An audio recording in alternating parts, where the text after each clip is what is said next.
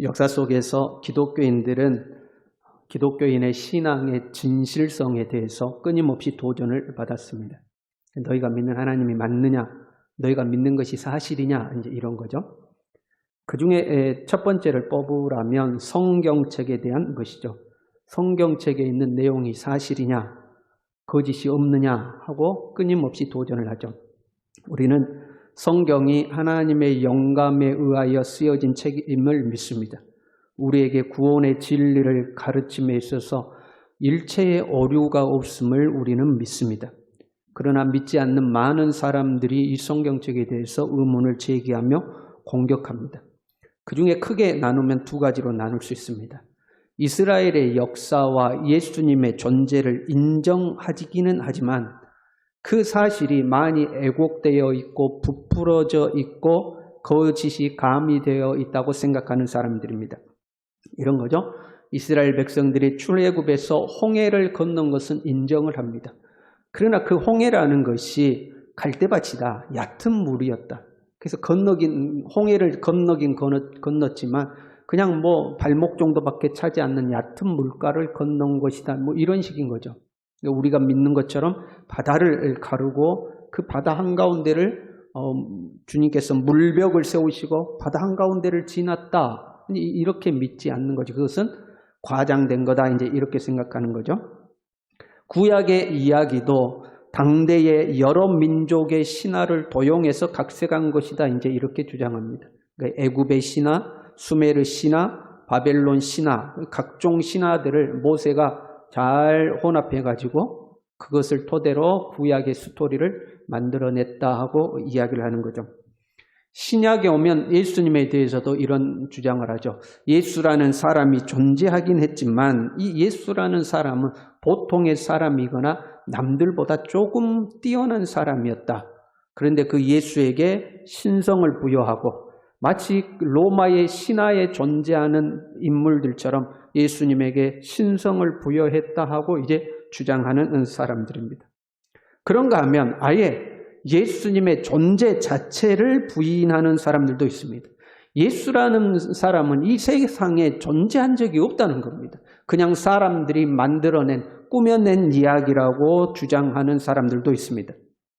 이들에게 있어서는요, 예수님이 동정녀 마리아에게 탄생했다? 믿을 수가 없는 겁니다. 그건 믿을 수가 없는 거죠. 죽었다가 살아났다? 그건 믿을 수가 없는 거죠.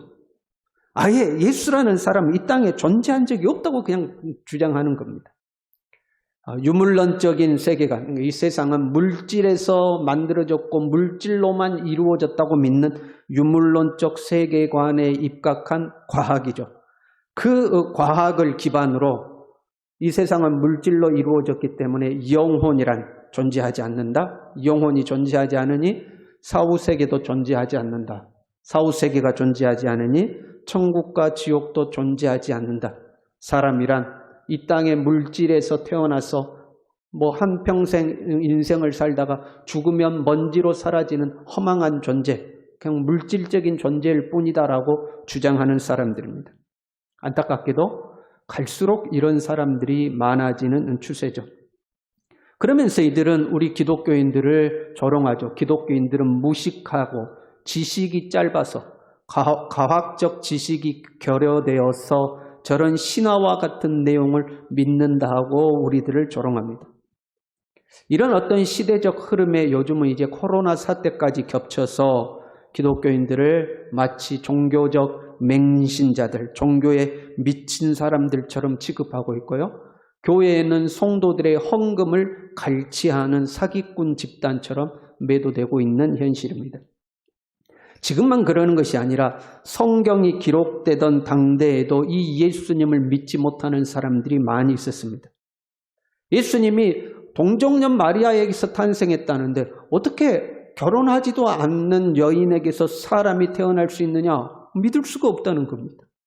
그래도 적어도 그 당대에는 예수님의 어머니 마리아가 살아 있었기 때문에 증언할 수는 있었겠죠. 그럼에도 불구하고 안 믿는 겁니다. 예수님이 행한 기적들, 그 기적은 많은 증인들이 있죠. 실제로 예수님의 이 능력을 경험한 사람들도 있고 그 능력의 현장을 관찰한 사람들도 있죠. 그래서 예수님이 능력을 행했다는 것은 인정하죠. 그러나 제가 항상 말하지만 기적이라는 것은 기독교 안에만 존재하는 것은 아니죠. 우리가 살아가는 이 자연계에는 말로 설명할 수 없는 많은 현상들이 존재하고 그것은 우리 기독교뿐만 아니라 타 종교에도 심지어는 무속 종교에도 아니 아무 종교도 없는 사람에게 때때로 기적과 같은 현상이 나타나기도 합니다. 그러니까 예수님에게서 기적이 나타났다. 그것은 그가 하나님의 아들이라는 것을 증명하는 증거가 될 수가 없는 겁니다. 어쩌다 남들보다 좀 뛰어난 사람 이렇게 정도는 생각할 수 있는 거죠. 그리고 예수님에 대해서 가장 많은 도전을 받은 것은 아마도 예수님의 죽음과 부활일 겁니다. 예나 지금이나 믿기 어려운 사실이죠. 예수님의 죽음에 대해서 많은 의문이 있었어요. 그러니까 예수님이 부활했다, 부활의 의문을 갖기 위해서 죽음의 의문을 갖는 거죠. 그러니까 죽지 않았다 그러면 부활도 없었다 이렇게 되는 거잖아요. 그래서 이 예수님의 죽음과 부활에 대한 많은 의문이 제기되었습니다. 1차적으로 예수님의 죽음과 부활에 대해서 의혹을 갖게 된 것은 대제사장들과 장로들이 예수님의 무덤을 지키던 경비병들에게 돈을 주어서 그들에게 거짓 소문을 내도록 매수했습니다. 야, 제자들이 와서 밤에 훔쳐갔다고 말해라 하고 거짓 소문을 내도록 했죠. 그래서 초대교회 당시에 이 거짓 소문이 상당히 퍼져 있었고 우리가 믿음이 없는 사람이라고 생각해봐요. 야, 누가 죽었다 살아났대 이 사실을 믿겠어요? 밤에 제자들이 와서 훔쳐갔대 이 사실을 믿겠어요? 보통의 사람이라면 훔쳐갔다는 것을 믿겠죠. 야, 어떻게 사람이 죽었다 살아났냐? 훔쳐갔지. 그래서 초대의 교회 때에 훔쳐갔다는 사실을 믿는 사람들이 훨씬 많았습니다. 그리고 이 예수님의 죽음의 의문을 품게 됐던 또 다른 문제는요. 예수님이 십자가에서 너무 일찍 죽으셨습니다. 예수님은 마가복음 15장 25절에 의하면 제3시에 십자가에 달렸습니다. 지금 우리 현대 시간으로 하면 6시간을 더하면 돼요. 그러니까 아침 9시죠. 제3시에 십자가에 달리셔서 제9시에 돌아가셨습니다. 그러니까 6시간 만에 십자가에서 돌아가신 것으로 기록되어 있습니다. 그런데 이 십자가에는요. 2, 3일 동안 매달려도 죽지 않은 사람들이 있었다고 합니다. 그리고 아주 길게 간 사람은 일주일 동안도 죽지 않고 십자가에 매달려 있었다고 합니다. 그런데 예수님은 6시간 만에 돌아가신 겁니다. 요한복음 19장에 보면 함께 매달렸던 강도들이 아직 죽지 않고 있었습니다. 예수님은 이미 운명하셨는데 이 강도들은 죽지 않고 있었어요. 그래서 대제사장들과 종교 지도자들이 우리는 안식일에 시체를 십자가에 매달아 둘 수 없으니까 이 강도들의 다리를 부러뜨려서 빨리 죽이자고 제안을 합니다. 이 십자가형이라는 것이요. 십자가 이 두 손이 매달려 있으며 폐가 압력을 느껴서 숨을 못 쉰다고 그럽니다. 그래서 두 다리를 십자가에 바짝 묶고 그 다리 밑에다가 발판을 두는 겁니다. 그러면 십자가에 매달린 사람이 그 다리에 체중을 실으면 그나마 호흡을 할 수 있도록 하는 거죠. 그래서 가급적이면 고통스럽게 오랫동안 십자가에 매달리도록 한 겁니다. 왜냐하면 범죄한 자는 이렇게 고통 중에 죽을 것이다 하고 일반인들에게 경각심을 주기 위해서 빨리 죽이지 않고 오래오래 있다가 죽도록 만든 게 십자가 형벌인 겁니다. 근데 이제 안식일이 다가오니까 아직 죽지 않는 이 강도들을 죽여야겠다 해서 이 다리를 부러뜨리는데 이 나무 망치로 다리를 힘껏 내리치면 이 십자가에 매달린 사람들이 그 충격으로 빨리 죽었다고 그럽니다. 그렇게 두 강도를 죽이고 보니까 예수님은 너무 일찍 죽었거든요. 그러니까 이 군사들이 정말로 죽었는가 확인하기 위해서 창으로 예수님을 찔러 보았습니다. 그랬더니 피와 물이 나왔다 하고 기록되어 있습니다. 그 예수님이 너무 빨리 죽은 거예요. 마태복음 27장 34절에 보면 예수님이 십자가를 지러 가실 때에 쓸개탄 포도주를 주었는데 예수님이 받지 않으셨다 이렇게 되어 있고요. 마가복음 15장 23절에는 몰약을 탄 포도주 같은 것 같아요. 쓸개탄 포도주 또는 몰약을 탄 포도주를 예수님에게 주었지만 예수님은 받지 않았습니다. 이것은 일종의 진통제 역할을 했다고 그럽니다. 이제 고통을 받을 것이니까 미리 이 진통제를 준 거예요. 그렇게 십자가에 달리기 전에는 그러한 것들을 받지 않았는데 오늘 우리가 읽었던 마태복음 27장 48절에 보면 이렇게 되어 있어요. 예수님께서 고통 중에 이제 곧 돌아가실 시간이 되니까 하나님 앞에 부르짖는 소리가 들려요. 그랬더니 그 중에 한 사람이 달려가서 해면을 가져다가 신포도주에 적시어 갈대에 꿰어 마시게 하거늘 이렇게 되어 있습니다. 이게 스펀지 같은 거거든요. 스펀지 같은 것에 신포도주를 적셔서 예수님 십자가에 달려있는 예수님에게 먹으라고 이렇게 준 거죠. 마태복음에는 예수님이 그것을 먹었는지 안 먹었는지 명확하게 기록이 되어 있지 않아요. 그러나 마가복음 15장과 요한복음 19장에 보면 이렇게 됐어요. 예수께서 신포도주를 받으신 후에 다 이루었다 하시고 머리를 숙이니 영원히 떠나가시니라. 그 신포도주를 마신 걸로 되어 있습니다. 이 신포도주라는 것은 당대의 하급 군사들이 먹었던 음료라고 그럽니다. 그 십자가에서 매달려 고통 중에 죽어가는 사람에게 이 병사들이 베푸는 마지막 자비인 거죠.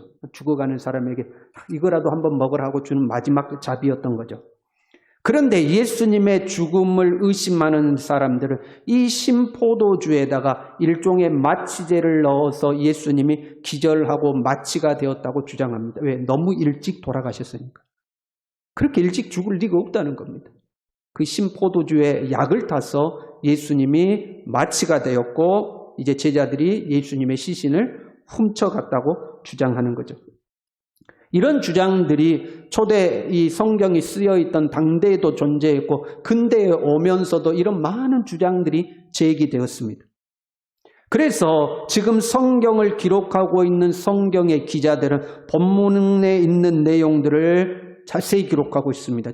즉 예수님의 죽음의 현장에 있던 사람들을 기록하고 있는 거죠. 54절에 이렇게 되어 있습니다. 백부장과 및 함께 예수를 지키던 자들 이렇게 나와요. 그러니까 돈에 매수되어서 거짓말을 했던 병사들도 존재하지만 정말로 예수님이 죽으시는 그 현장에서 예수님을 목도하고 진실로 하나님의 아들이도다 하고 고백한 사람들도 있었어요. 그들을 증인으로 백부장과 함께 예수를 지키던 자들이 있었는데 이방인인 거죠. 이방인 중에서도 그 예수님의 죽으시는 장면을 보고 하나님의 아들이심을 고백한 사람들이 존재했다고 기록하고 있습니다. 그리고 예수님의 시체를 가져다가 무덤에 넣은 사람의 이름을 기록하고 있어요. 아리마대의 부자 요셉이라. 아리마대 부자라는 것을 강조하고 있어요. 아리마대 부자. 왜 그런지 아세요? 당대의 부자란 사회의 고위층을 말하는 겁니다. 고위층이 아니고는 부자가 될 수가 없어요. 우리가 무언가 사실을 남에게 설득할 때요. 나의 어떤 이론을 설득할 때 그런 거 있죠. 야, 아무개 박사가 이렇게 이야기했어. 이런 거 하고 우리 동네 이장이 이렇게 이야기했어. 이거 하고 그 말의 어떤 객관적 사실성의 무게가 달라지죠. 그래서 어떤 사실에 어떤 권위를 내세우기 위해서 사회적 지위와 권위 있는 사람의 이름을 빌어서 이야기하는 경우가 많이 있습니다. 지금이 그런 경우라고 말할 수가 있습니다. 아리마대의 부자, 당대의 사회에 지위가 있었고 명성이 있었던 이 요셉이라는 사람이 친히 예수님의 시체를 가져다가 장사 지내고 무덤에 자기 자신을 위해 만들어놨던 그 무덤에 친히 갖다 뒀다. 예수님의 죽음이 확실하다는 것을 이야기를 하고 있는 겁니다. 그리고 또 다른 사람들이 나오죠. 십자가 앞에서 그리고 예수님의 무덤 앞을 지켰던 성도들의 이름이 기록되어 있습니다. 십자가 앞에 있던 성도들의 이름이 이렇게 되죠. 막달라 마리아, 야고보와 요셉의 어머니 마리아. 예수님의 어머니를 말하는 거예요. 야고보와 요셉은 예수님의 동생들이죠. 세베대의 아들 야고보와 요한입니다. 예수님의 제자 야고보와 요한의 어머니, 이 어머니 이름은 살로메예요. 그 여인들이 예수님이 십자가에 달릴 때에 예수님의 십자가 앞에 있었다 하고 기록하고 있습니다. 예수님이 장사된 뒤에는 그 무덤 앞에 막달라 마리아와 다른 마리아가 있었다고 기록하고 있습니다. 이들은 당대에 예수님이 죽었다, 아니다, 안 죽었다, 부활했다, 아니다, 훔쳐갔다, 이런 여러 가지 논란이 있었던 당대에 살아있었던 성도들입니다. 예수님의 죽음의 현장을 목격했고 예수님의 부활의 현장을 목격했던 그 사람들이 아직 살아있는 겁니다. 그러니까 누군가가 야 예수님 진짜 죽은 것 맞아? 그러면 내가 그 현장에 있었다. 내가 예수님 죽은 거 똑똑히 봤다. 내가 예수님 무덤에 들어가는 거 똑똑히 봤다. 증언할 수 있는 사람들이죠. 만약에 이들이 존재하지 않았다면 예수님의 십자가 앞 무덤 앞에 자리를 지키고 있었던 이 여인들이 존재하지 않았다면 초대교회에 수없이 많은 공격, 예수가 죽은 게 확실하냐? 예수가 부활한 게 확실하냐는 그 수없이 많은 공격을 감당하기가 더 힘들었을 겁니다. 예수님이 잡힐 때에 우리가 아는 대로 제자들은 모두 도망갔습니다. 그나마 베드로는 예수님이 재판받는 그 자리까지 따라가기는 했지만 어린 여종이 너도 예수의 제자 아니냐 하는 말을 할 때에 3번이나 예수님을 모른다고 부인하고 도망갔습니다. 그럼에도 불구하고 이 여성들은 도망가지 아니하고 끝까지 예수님과 함께하고 있는 겁니다. 예수님을 따랐던 남자 제자들은 예수님이 메시아라고 생각했습니다. 그리고 그들이 생각하는 메시아는 로마와 기득권 정치인들을 물리치고 다윗의 왕국을 회복하는 정치적 메시아였습니다. 그리고 예수님께서 이 나라를 회복해서 다윗의 왕권을 물려받으시고 왕의 자리에 오르며 나는 좌의정 너는 우의정 하며 예수님과 함께 통치하는 권세를 얻어서 이 나라를 통치할 것이라는 기대를 가지고 있었습니다. 그런데 자신들의 생각하고 너무 다른 거예요. 예수님이 힘없이 잡히시고 힘없이 끌려가는 것을 보고 다 버리고 도망간 겁니다. 그러면 여러분, 여자 제자들이라고 위험이 없었을까요? 여자 제자들은 위험이 없었을까요? 남자 제자들이 위험했다면 여자 제자들도 위험하지 않았겠습니까? 성경을 자세히 보면 예수님을 잡아갈 때에 예수와 함께 그의 제자들도 싸그리 다 잡아들이라는 명령은 존재하지 않습니다. 야, 예수 한 사람만 제거하면 모든 것이 조용해질 것이다 하고 예수님 한 사람만 잡아간 겁니다. 그러나 법적으로 예수님의 제자이기 때문에 닥칠 위험이 없었을지라도 심리적으로 불안한 거죠. 심리적으로 두려운 거죠. 그러니까 제자들이 다 도망간 겁니다. 그 실제로 예수님이 부활하신 이후에도 제자들은 자기들이 숨은 곳의 문을 꼭꼭 닫아두었습니다. 숨어 있었던 거죠. 그러나 여자 제자들은 혹시 자신들에게 주어질 수도 있는 불이익을 감수하고 심리적 두려움과 압박을 이겨내고 그 주님이 죽으시는 자리를 지키고 있는 겁니다. 그리고 이들을 통해서 예수님의 죽음과 부활이 증명되고 증거되는 거죠. 요즘 많은 사람들이 교회를 떠나고 있다고 그래요. 지금 이제 코로나가 일시적으로 좀 또 우리가 거리 두기가 좀 완화되고 있고 저번 주까지만 해도 강화되었잖아요. 그 전에 조금 완화되던 때도 있었고요. 그 코로나가 좀 완화되었을 때에 대형 교회를 중심으로 예배를 정상적으로 드리는데 45% 정도의 성도들만 예배에 참석했다고 그럽니다. 회복이 안 되는 거죠. 회복이 안 되고 교회를 떠나는 거죠. 우리는 교회에 나와서 예수님을 믿고 영육간에 복을 받기를 원합니다. 그는 저도 마찬가지고 여러분도 마찬가지죠. 예수 믿고 영육간에 복을 받기를 원하죠. 그리고 하나님은 분명 우리에게 복을 약속하고 계시고 복을 주시는 분이죠. 우리를 지키시고 보호하시고 인도하시는 분입니다. 그런데 지금 우리 상황은요. 복은 고사하고 고난이 찾아왔습니다. 사회적 조롱과 비난과 불이익이 우리에게 찾아오는 상황이 된 겁니다. 많은 사람들이 떠나가기 시작하는 거죠. 그런데 여러분 우리가 알아야 될 것은요. 하나님의 축복의 자리에 도달하기 위해서 때로 우리는 고난의 터널을 통과해야 하는 때도 있다는 겁니다. 이 조곡동에서 왕조동으로 가려면 뭘 통과해야 돼요? 봉화 터널을 통과를 해야 되는 겁니다. 그 봉화 터널을 통과해야 왕조동으로 가는 거죠. 그걸 통과를 해야 되는 겁니다.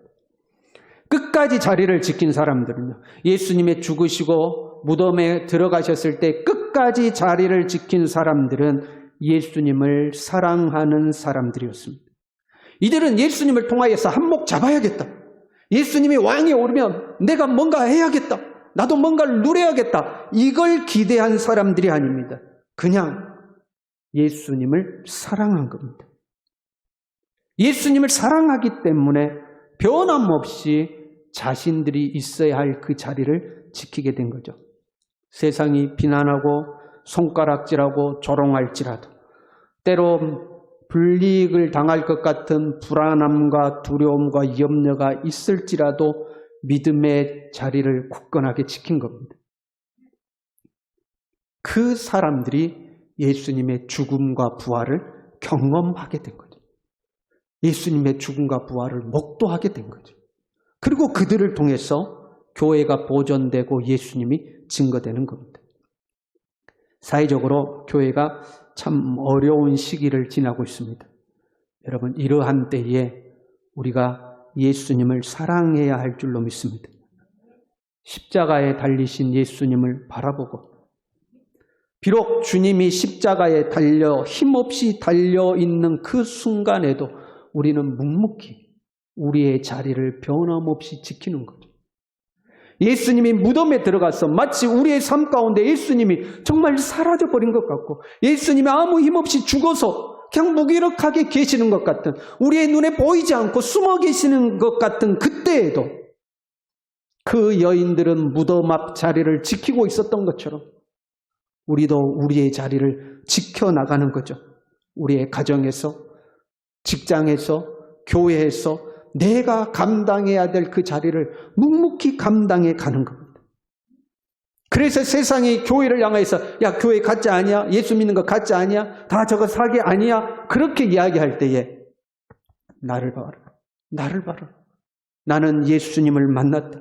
죽으시고 부활하신 예수님을 만났다. 그 예수님은 지금도 나와 함께 하시고 나와 동행하신다고 당당하게 말할 수 있고 증언할 수 있고 증명할 수 있는 우리가 되어야 할 줄로 믿습니다.